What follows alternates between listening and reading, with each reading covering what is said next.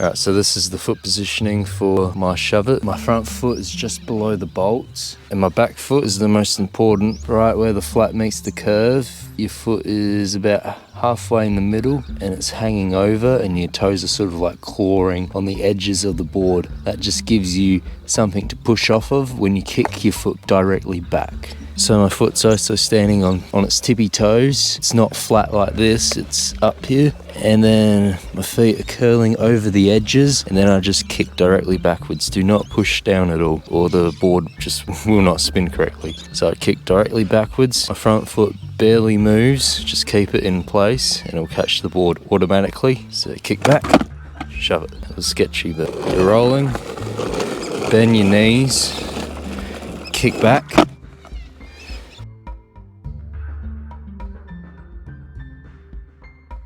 So the first part of this trick is you just want to bend your knees. Make sure you bend your knees. When I do a Shuv-it, my body weight is sort of over my front foot. Apply pressure in your back foot and lift up slightly with your knees, and that will release all the tension. Kick it back. Keep your front foot nice and still, and that will just automatically catch the board when it comes around. So I'll show you some examples.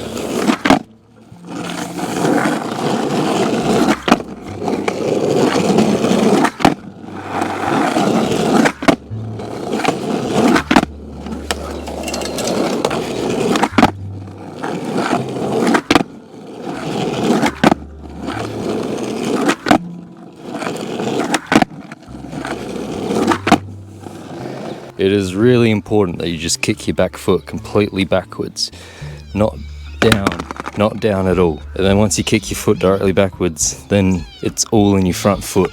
Your front foot just has to be ready to catch the board, because your back foot does not catch the board, it's the front foot. You can clearly tell that my front foot lands first before my back foot.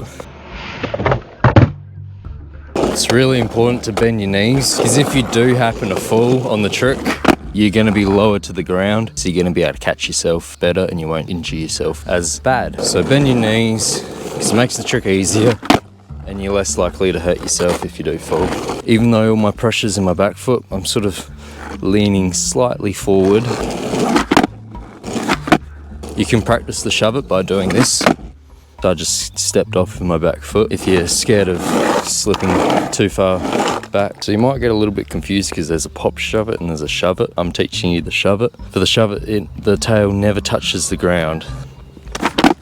And the goal for the Shuv-it is not to get height. In fact, it's quite the opposite. You're not trying to get height. You're just trying to like scrape the wheels across the ground.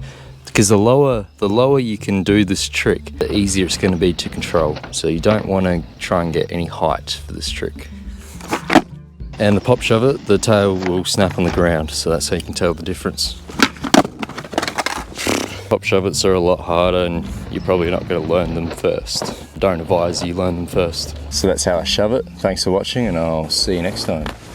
Peace.